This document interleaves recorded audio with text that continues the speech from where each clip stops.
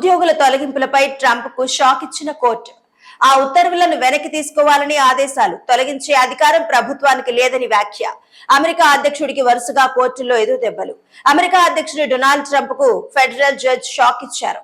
ఉద్యోగుల తొలగింపులపై సంచలన ఆదేశాలు జారీ చేశారు.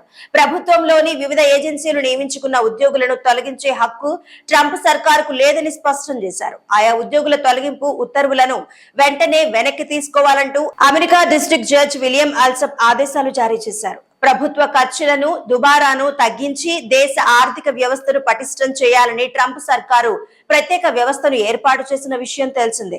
ఈ మేరకు department of government efficiency dose ని ఏర్పాటు చేసిన ట్రంప్ దానికి ఎలాన్ మస్క్ ను సలహాదారుగా నియమించారు.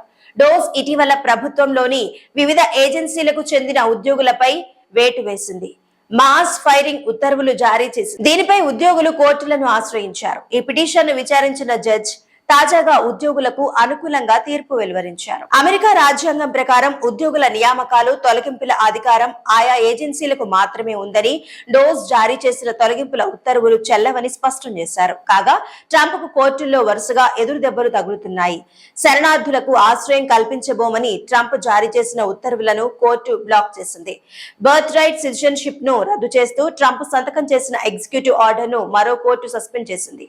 తాజాగా ఉద్యోగుల మాస్ ఫైరింగ్ ఉత్తర్వుల విషయంలోనూ కోర్టు అభ్యంతరం తెలిపింది.